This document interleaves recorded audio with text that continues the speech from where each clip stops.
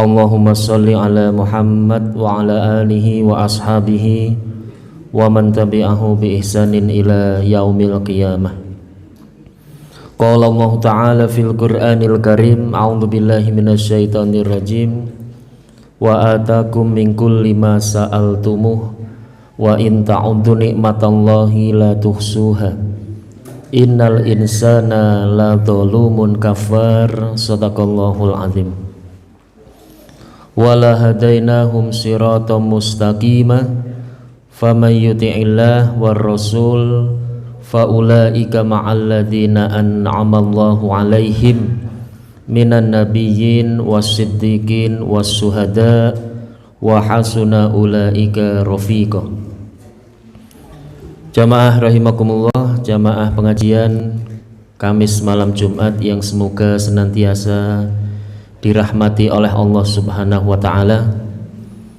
Yang kami hormati pimpinan ranting Muhammadiyah Wonosobo Utara, pimpinan ranting Aisyah Wonosobo Utara, dan pimpinan ranting IBM PAY Muhammadiyah Wonosobo, serta pengurus, pengasuh dan santri PAY Muhammadiyah Wonosobo, serta tak lupa warga Kauman, Kenteng, Longgrang dan sekitarnya. Yang pertama dan utama, marilah kita tiada henti-hentinya, tiada bosan-bosannya, jangan sampai lupa, jangan sampai terlena untuk senantiasa mensyukuri nikmat Allah. Karena sesungguhnya nikmat Allah kepada kita tiada pernah berhenti sebelum kita meninggalkan dunia ini. Tiada pernah lupa, tiada pernah salah. Meskipun kadang-kadang manusia lupa dan berbuat salah. Bahkan nikmat Allah pun sudah dipersekot, sudah di DP kepada kita. Sebelum kita lahir, ketika usia kandungan ibu kita 4 bulan atau 5 bulan, kemudian dihembuskan atas diri kita ruh atau nyawa, maka sungguh kenikmatan Allah kepada kita mulai saat itu sudah mulai terus diberikan kepada kita. Sementara kita belum diberi kewajiban beribadah, belum diberi kewajiban mengabdi, belum ada kewajiban-kewajiban yang lain, tapi nikmat Allah sudah diberikan kepada kita. Begitu kita lahir pun tidak serta-merta kemudian kita langsung harus sholat, kita diwajibkan puasa, diwajibkan zakat, haji dan lain sebagainya. Tidak. Sampai kemudian usia kita dewasa, baru kemudian diberi hukum taklif kepada kita semuanya untuk melaksanakan perintah-perintah Allah Subhanahu wa Ta'ala. Maka betapa kemudian kita diberi karunia Allah tiada hitungan, tiada mampu kita untuk menghitungnya. Wa in ta'uddu nikmatallahi la tuhsuha. Kalau kalian mau menghitung-hitung nikmat Allah, maka sungguh tiada mampu kalian melaksanakannya. Innal insana la zalumun. Sesungguhnya manusia banyak melakukan kezaliman.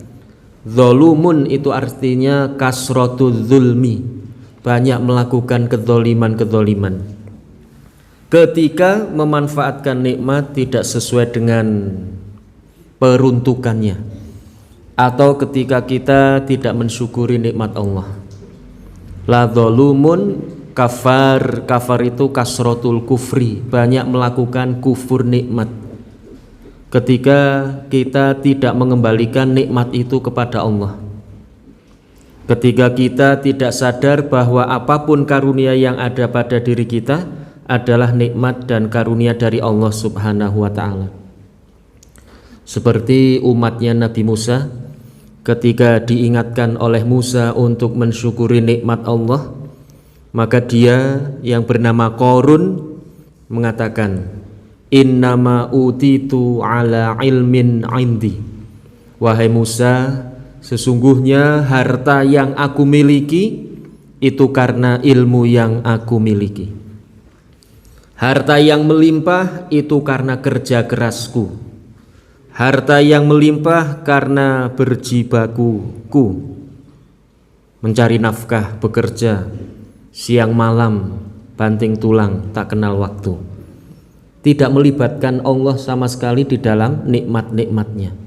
Itu contoh manusia yang tidak patut untuk dicontoh, yaitu Qarun, sehingga ditenggelamkan oleh Allah dirinya bersama hartanya. Nah, sampai di Indonesia menjadi karun. Harta Qarun menjadi harta karun. Memang banyak bahasa Indonesia yang berasal dari bahasa Arab tapi sudah dimodifikasi. Jamaah rahimakumullah, pada malam hari ini kami akan menyampaikan yaitu tentang hidayah.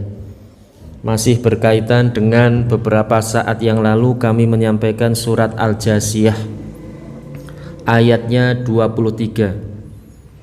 Afara'aita manittakhadha ilahahu hawahu. Pernahkah kalian melihat seorang yang menjadikan hawa nafsunya sebagai sesembahan? Maka ketika hawa nafsunya sudah nomor satu, Allah kemudian memberikan ancaman atau memberikan peringatan.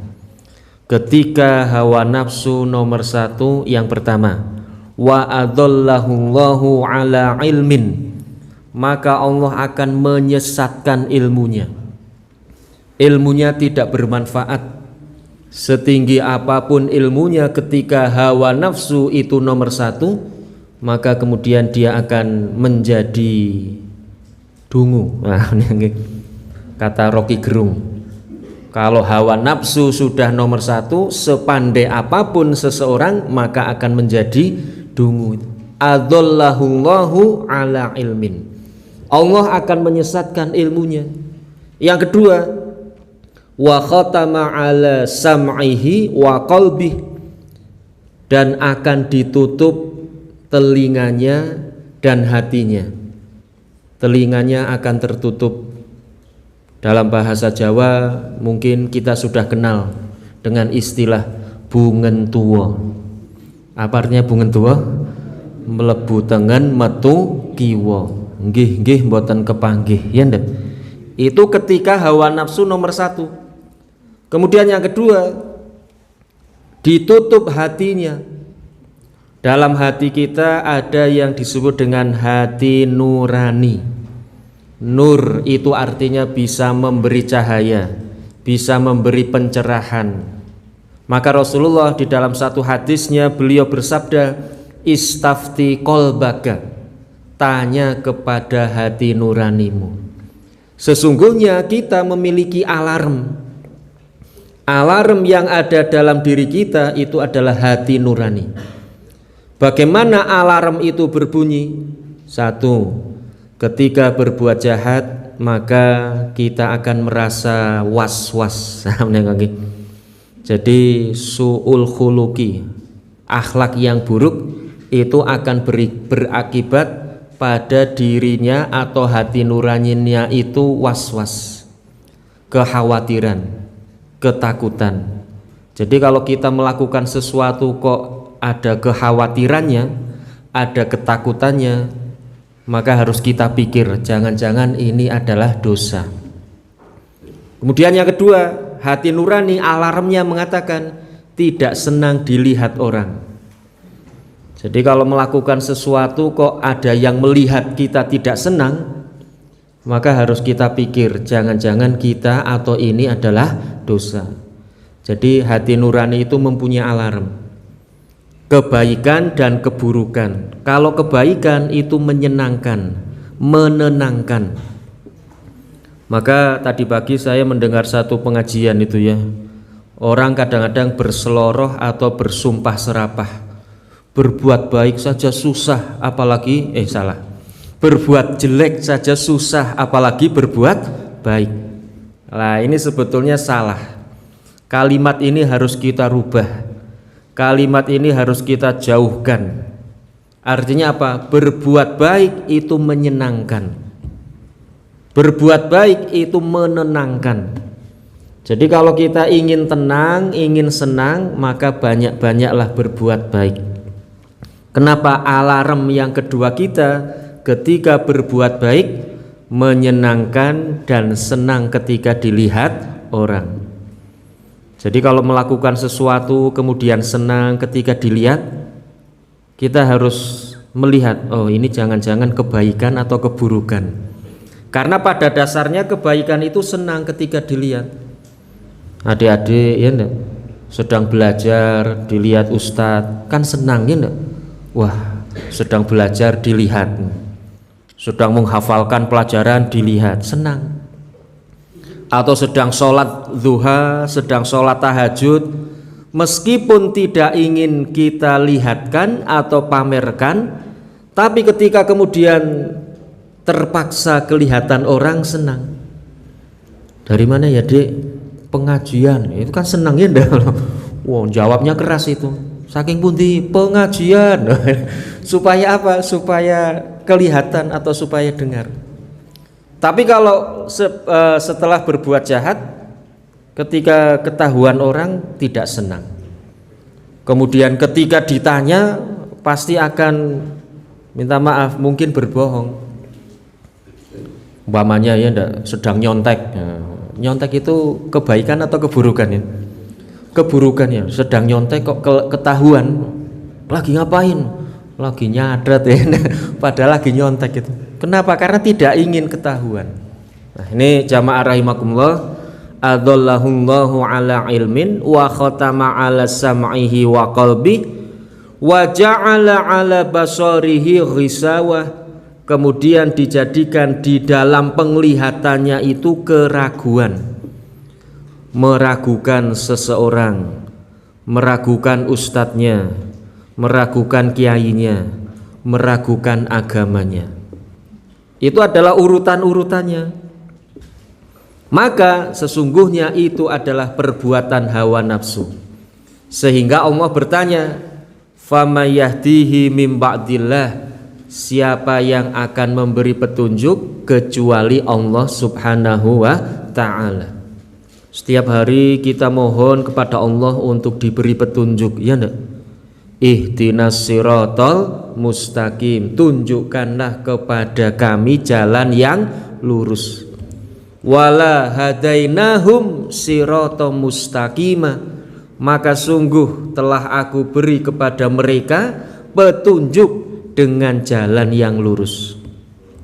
Sehingga jamaah rahimakumullah, pada malam hari ini mari kita lihat indikator atau seseorang, ciri-ciri seseorang yang mendapatkan petunjuk.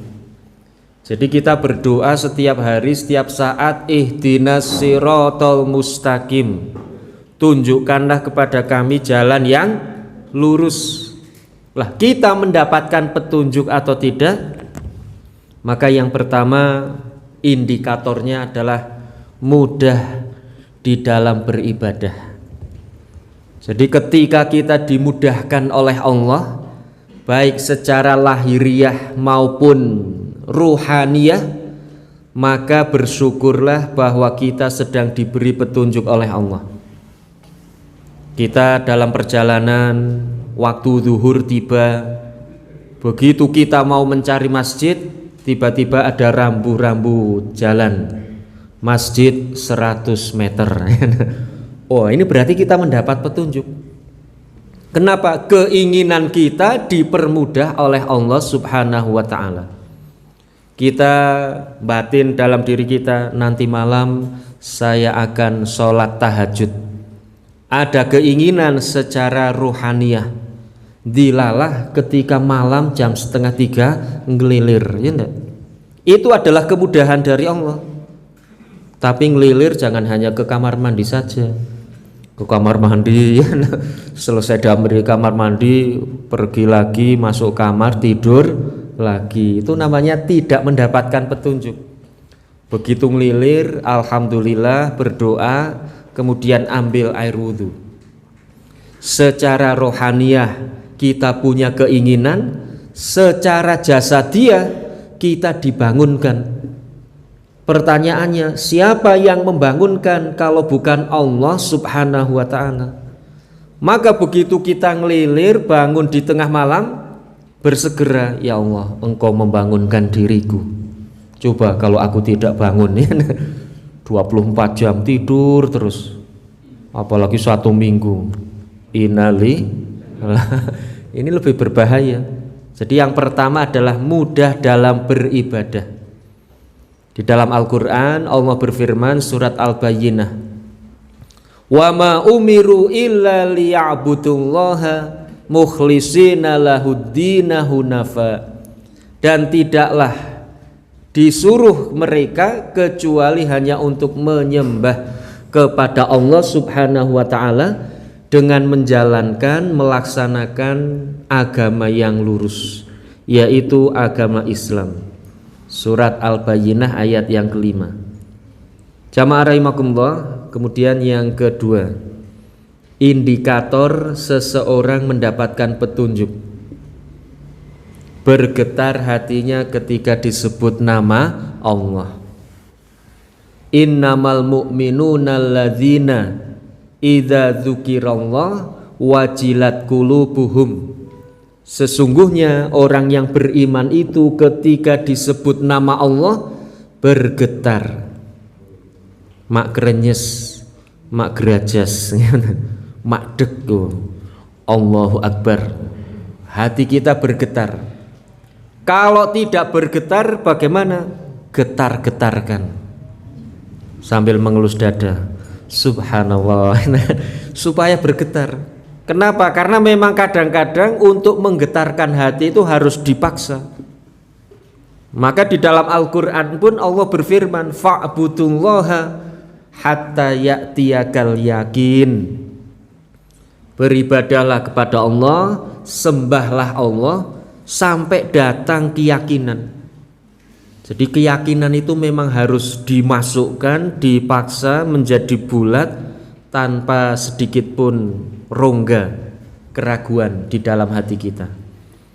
Innamal mu'minuna alladzina idza dzukirallah wajilat qulubuhum wa idza tuliyat alaihim ayatu zadathum imana. Ketika dibacakan ayat-ayat Allah bertambah imannya. Ayat kauliyah dari Al-Quran, ayat kauniyah dari alam semesta. Jadi ketika melihat alam semesta, ketika membaca Al-Quran, kita semakin yakin. Apalagi ketika melihat diri kita, ya enggak? Masya Allah, betapa sempurnanya ciptaan Allah. Ketika kita ngaca, ya enggak? Yang putra, Masya Allah, gandengi diriku, ya enggak? Yang putra, Masya Allah, seperti bidadari, ya enggak? Maka berdoa, Allahumma kama hasanta kholqi fa ahsin khuluqi. Ya Allah, sebagaimana Engkau perindah ciptaanmu, wajahku indah, meskipun pesek masih menghadap ke bawah hidungnya, ya enggak? Coba kalau hidungnya menghadap ke atas, betapa repot kalau hujan. Betapa repot kalau wudhu, kalau mandi, ya, bola bali waing saja ini. Meskipun pesek kita syukuri, alhamdulillah masih menghadap ke bawah, telinganya menghadap ke depan, kaku tur jepiping disingkat kuping. Coba kalau telinga kita menghadap ke belakang, oh betapa repotnya. Ada orang ngomong tidak dengar, ya enggak? Iya, kenapa ini menghadap ke depan? Sehingga kalau kita kurang pendengarannya perlu ditambah dengan apa? Dengan tangan, ya enggak? Ada apa? Nah, kan dibina. Enggak mungkin ada apa. Enggak mungkin itu. Wah, ini coba dipraktekkan. Suaranya berbeda. Tes, halo. Cek, cek. Ini berbeda itu. Allah menciptakan segala sesuatu itu sungguh sangat sempurna. Maka berkaitan dengan ayat-ayat Allah, Rasulullah menyampaikan, man arafa nafsahu faqad arafa rabbahu. Barang siapa yang tahu dirinya, maka akan tahu akan Tuhannya.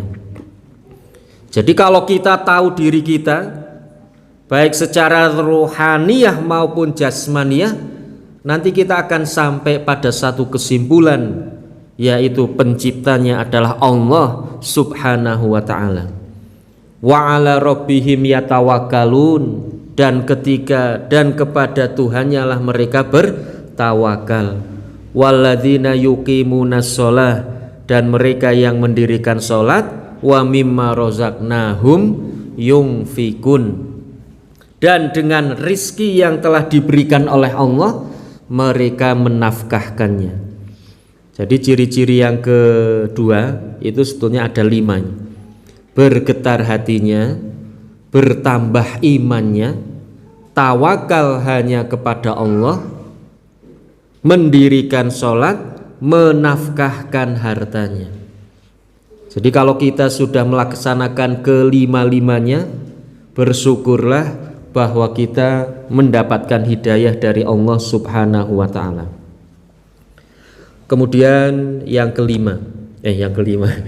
ketiga, orang yang mendapatkan hidayah adalah mereka-mereka yang istiqomah di dalam berpegang teguh kepada tali Allah subhanahu wa ta'ala. Wa kaifa takfuruna wa antum tutla alaikum ayatullah. Bagaimana mungkin kalian menjadi kufur sementara dibacakan ayat-ayat kebesaran Allah, tanda-tanda keagungan Allah. Tidak ada kesempatan untuk kita kufur sebetulnya ketika kita mentadaburi alam semesta ini. Wa fikum rasuluh, dan di antara kalian ada Rasulullah. Nah, keterangannya di yang penggalan terakhir. Wa may ya'tasim billah faqad hudiya ila siratim mustaqim, dan barang siapa yang berpegang teguh pada tali Allah, maka sungguh dia telah diberi petunjuk. Jadi ciri-ciri orang yang mendapatkan petunjuk adalah selalu berpegang teguh, berpegang kuat dengan tali agama Allah. Dan ketika kita berpegang kuat dengan tali agama Allah, Rasulullah memberikan satu peringatan. Kuatkanlah, bersabarlah, istiqomahlah. Kenapa? Karena ketika kita berpegang teguh pada tali agama Allah, itu seperti memegang bara api. Jadi panas. Itu merupakan ujian, ya. Ketika kita ingin taat kepada Allah, ketika ingin syar'i, ketika ingin sesuai dengan tuntunan Nabi Muhammad SAW, kadang-kadang lingkungan kita belum siap, kadang-kadang kita mendapatkan cemoohan, cibiran, dan lain sebagainya. Tapi yakinlah bahwa semakin besar ujian, semakin besar pula balasan yang Allah berikan kepada kita. Jadi yang ketiga adalah istiqomah. Wa may ya'tasim billah faqad hudiya ila siratim mustaqim. Kemudian yang keempat, orang yang mendapatkan hidayah selalu berusaha untuk dekat dengan Al-Quran, selalu berusaha untuk membaca Al-Quran, memahami Al-Quran, dan mengamalkan Al-Quran. Kenapa? Karena Al-Quran adalah hudal lil muttaqin, petunjuk. Maka ketika kita cinta dengan Al-Quran, kemudian berusaha untuk membacanya, bahkan mengamalkannya, bersyukurlah. Karena sesungguhnya Allah sedang memberikan hidayah kepada kita semuanya. Dan Rasulullah menyampaikan, Iqra'ul Quran, bacalah Al-Quran. Fa innahu ya'ti yaumal qiyamah syafi'an li ashabih. Bacalah Al-Quran, karena sesungguhnya Al-Quran datang ketika hari kiamat sebagai penolong di alam kubur maupun di hari kiamat kelak. Ada satu cerita ketika jenazah ditinggalkan oleh para pengantar, para pengubur, para keluarganya. 7 langkah seseorang atau keluarganya meninggalkan kuburan, maka datanglah 2 malaikat Ketika datang dua malaikat, waktu itu keadaannya sedang gelap gulita, ya enggak? Datang malaikat, jeder atau ucluk. Wallahu alam, ya, malaikat datang. Lah ketika dalam kegelapan itu, kegelapan alam kubur, alam barzah, tiba-tiba ada seberkas cahaya. Seberkas cahaya itu kemudian lama-lama terang, ya enggak? Maka sang jenazah ini bertanya, wahai cahaya, siapakah dirimu? Kok sudi-sudinya menerangi diriku? Apa jawab dari cahaya ini? Aku adalah bacaan Al-Qur'anmu ketika di dunia. Maka jamaah rahimakumullah, kalau kita ingin memiliki cahaya yang terang 100 watt, 1000 watt di kuburan, ya, bukan cahaya lampu neon atau yang lainnya, cahaya di dalam alam kubur, alam barzah, perbanyaklah membaca Al-Qur'an. Tapi kalau kita ingin cahaya ndab-ndib basbis, ya, kena angin mati, nah, itu berarti jarang membaca Al-Qur'an. Nah, alhamdulillah saya yakin para santri ini setiap habis maghrib dan habis subuh, ya ndak, qoblal maghrib, ba'dal maghrib, setelah subuh, atau mungkin juga ba'dal asar, itu membaca Al-Qur'an. Kemudian yang kelima, rajin bersedekah.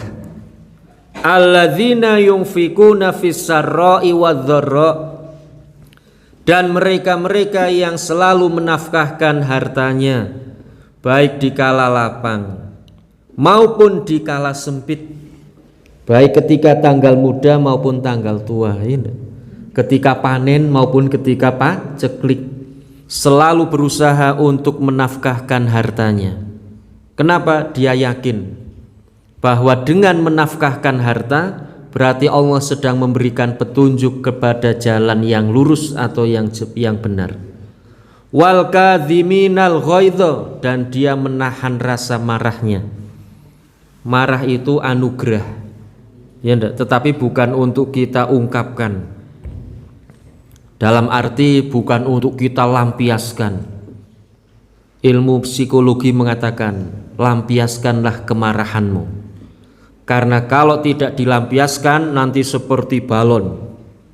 Begitu balon disebul terus, suatu saat balon tidak kuat, maka kemudian meledak.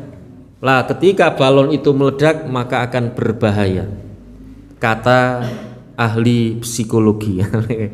Jadi marah itu harus diungkapkan.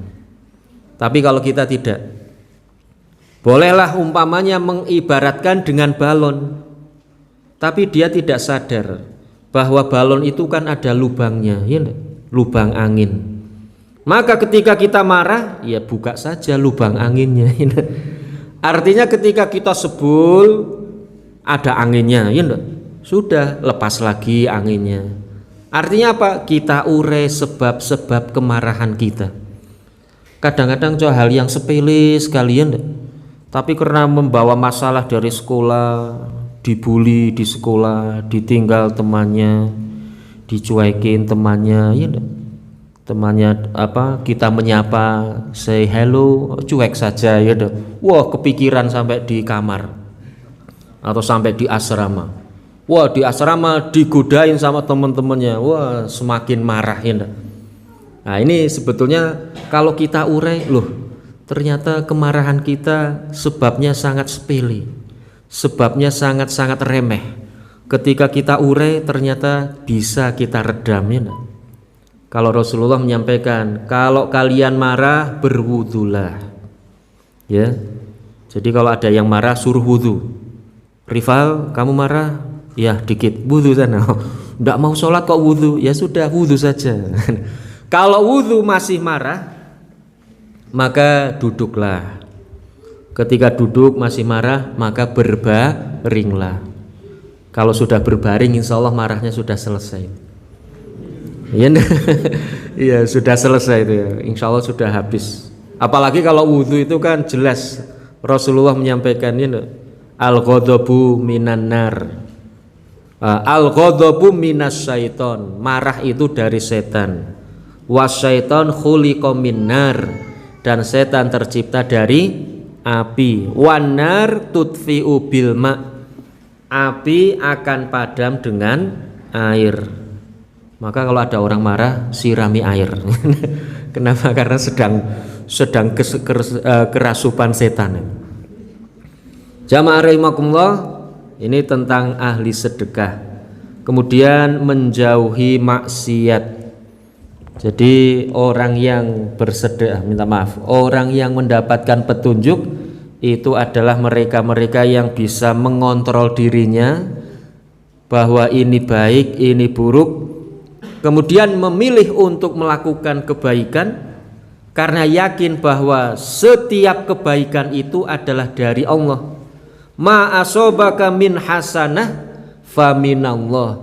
Segala sesuatu yang segala kebaikan itu berasal dari Allah Subhanahu wa taala.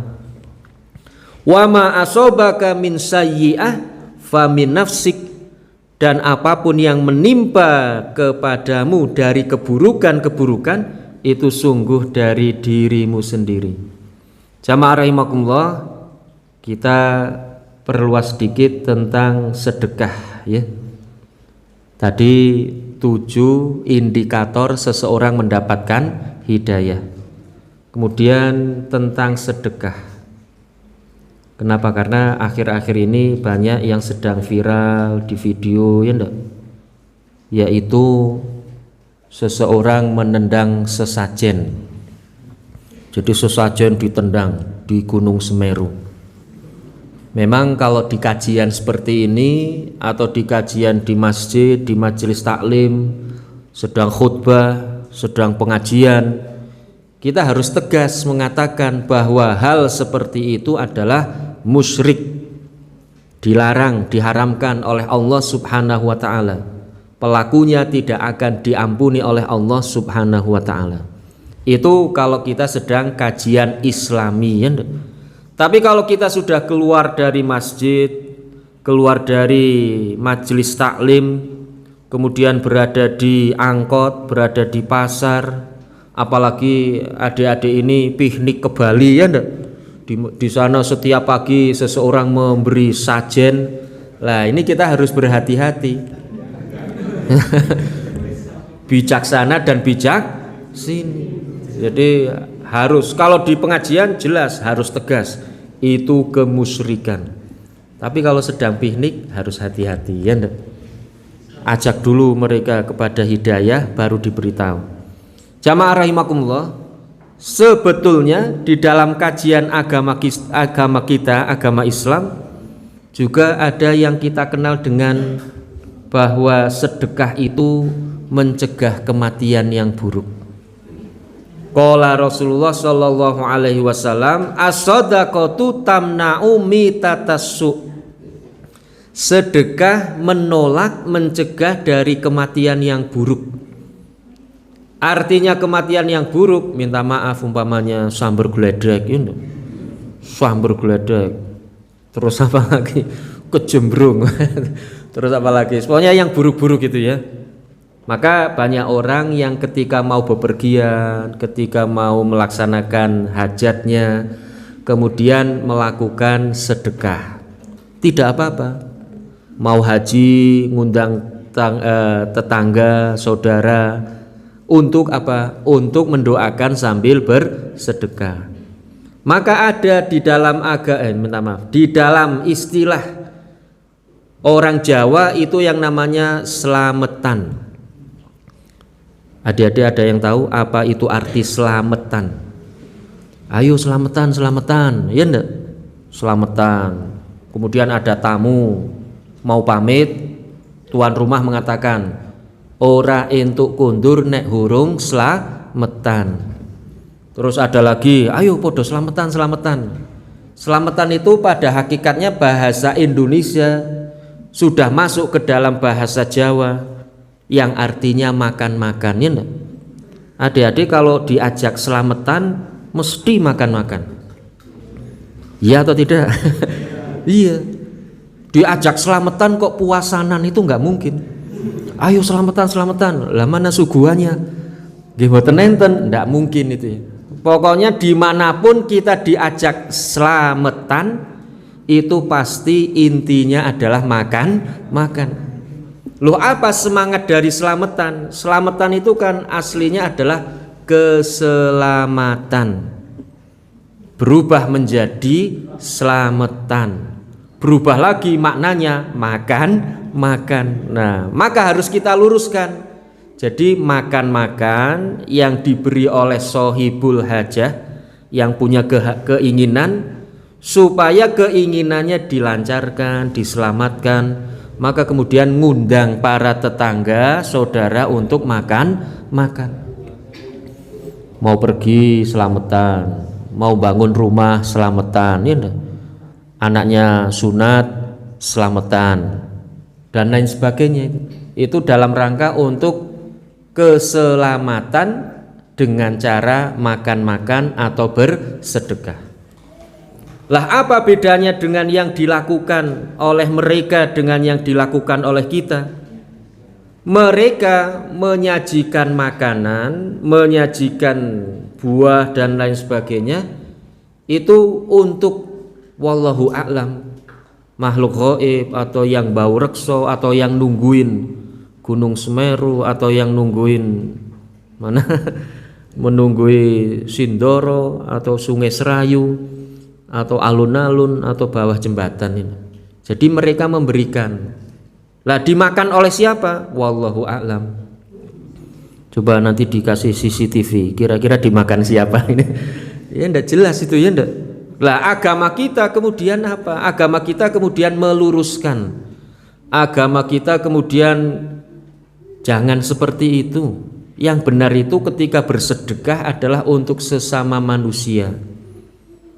Dulu ketika zaman Khalifah Umar bin Khattab, Sungai Nil itu setiap tahun selalu diberi sesajen, dan tidak main-main ini sesajennya. Sesajennya adalah seorang gadis cantik jelita, cantik pokoknya secantik-cantiknya, nomor 1 seluruh Mesir, ya enggak? Jadi setiap tahun itu para punggawa negara ini mencari gadis yang tercantik. Untuk apa? Untuk dicemplungkan ke Sungai Nil. Bayangkan, Masya Allah, sudah cantik jelita dicemplungkan. Terus siapa yang menikahi atau apa yang terjadi dengan gadis itu, ya enggak? Maka kemudian oleh Khalifah Umar bin Khattab dirubah dengan cara apa? Kalau saya pernah membaca itu diceritain itu, ya, itu pertama kali dengan mengganti dengan seekor unta. Jadi rakyatnya dikumpulkan, rakyatku, tahun ini kita ganti gadis cantik dengan unta, bagaimana? Tidak setuju itu rakyatnya. Saya tidak setuju. Nanti Sungai Nil marah gimana? Apa jawab Umar? Saya yang nanggung. Kita surati saja Sungai Nil. Wahai Sungai Nil, tahun ini gadis sudah habis dinikahi oleh santri-santri PAY Wonosobo. Ya, wah, tahun ini kamu hanya kebagian unta, mohon diterima dengan ikhlas. Betul itu, tahun itu diberi unta. Ternyata Sungai Nil tidak marah, tidak kering, tidak banjir, ya, tidak ngambek intinya. Akhirnya kemudian Umar mau mengganti lagi itu. Mengganti dengan hanya dengan kepala unta itu. Mereka tidak setuju. Umar mengatakan, saya yang nanggung. Kalau Sungai Nil sampai marah, biar saya yang nanggung. Ditulis surat lagi itu. Wahai Sungai Nil, unta sekarang habis untuk kurban. Kamu hanya kebagian kepalanya. Ini pun saya diberi oleh panitia kurban. Mohon diterima. Ya, iya. Akhirnya hanya kepala. Setelah kepala, kemudian terakhir lagi itu. Wahai Sungai Nil, mohon maaf, 1000 maaf. Tahun ini kepala unta pun tidak ada. Sudah dibagi ke panitia kurban semua. Maka hanya sepucuk surat, mohon diterima. Ini mending surat daripada tidak ada kabar, ya enggak? Ditunggu-tunggu, gak ada kabar, berita, ya lagi ngapain ya Umar bin Khattab. Kok ndak kasih kabar, WA centang satu ya dah. Galau kan kalau hanya centang satu, galau. Jangan-jangan habis paketan, apa nggak ada sinyal ya ndak. Akhirnya sampai sekarang kemudian apa? Tidak ada sama sekali itu. Jadi yang namanya sesajen dari zaman Umar bin Khattab pun sudah ada itu. Keyakinan-keyakinan dengan yang bau rekso, dengan yang menjaga, dengan roh yang menjaga itu ya. Nah, maka kemudian Islam meluruskan. Artinya bersedekah itu dengan sesama, diberikan kepada yang membutuhkan. Pernah melihat film Sang Pencerah? Sang Pencerah. Ketika itu Kiai Haji Ahmad Dahlan mendirikan Muhammadiyah. Masyarakat ketika itu sedang miskin harta, miskin ilmu, miskin akidah, ya enggak? Serba miskin itu. Lah maka kemudian banyak di tengah kemiskinan itu malah memberikan sesajen di bawah pohon beringin. Oleh Kiai Haji Ahmad Dahlan, santri-santrinya disuruh mengambil itu. Ambil itu sesajen. Terus berikan kepada yang membutuhkan. Orang-orang terlantar, gelandangan, fakir miskin dan lain sebagainya. Daripada di bawah pohon beringin nanti kena angin tidak dimakan, mubazir dan lain sebagainya. Maka jamaah rahimakumullah, intinya bahwa sedekah itu memang ada, dan yang kedua, sedekah itu untuk menolak bala, menolak musibah demi keselamatan. Di dalam hadis disebutkan ini, as-shadaqatu tasuddu sab'ina baban minassu. Sedekah itu menutup 70 pintu keburukan. Jadi jangan-jangan mungkin husnudzon ya enggak, keselamatan kita, kelancaran kita, kesuksesan kita itu karena sedekah-sedekah yang kita lakukan. Kenapa? Rasulullah menyampaikan 70 pintu keburukan akan tertutup dengan sedekah-sedekah yang kita laksanakan. Tapi sekali lagi, sedekah adalah untuk sesama manusia, bukan untuk makhluk-makhluk yang gaib yang tidak kelihatan. Apalagi minta maaf, apalagi untuk Allah Subhanahu wa taala. Allah menyampaikan di dalam Al-Qur'an, innallaha ghaniyun 'anil alamin. Allah itu tidak membutuhkan alam semesta. Alam semesta, jagat raya dan isinya saja Allah tidak membutuhkan. Apalagi minta maaf, hanya ingkungnya. Las, makan kita saja, makan bersama. Kalau ada ingkung, ada buju, nasi kuning, ya, mari kita makan bersama-sama. Istilahnya selamatan. Nah, jamaah rahimakumullah, itu yang bisa kami sampaikan pada malam hari ini.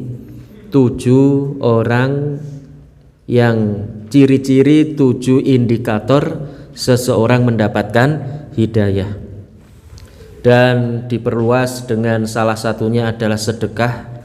Menanggapi yang sedang viral pada akhir-akhir ini, bahwa kita meluruskan, membenarkan atau sesuatu yang bengkok, sesuatu yang tidak lurus, supaya kembali ke jalan yang benar.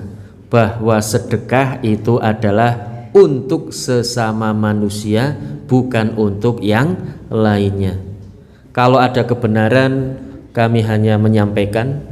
Kalau ada kesalahan, kekeliruan, benar-benar atas kebodohan kami di dalam menyampaikannya, maka mohon maaf yang sebesar-besarnya. Nasrum minallah wa fathun qarib. Assalamualaikum warahmatullahi wabarakatuh.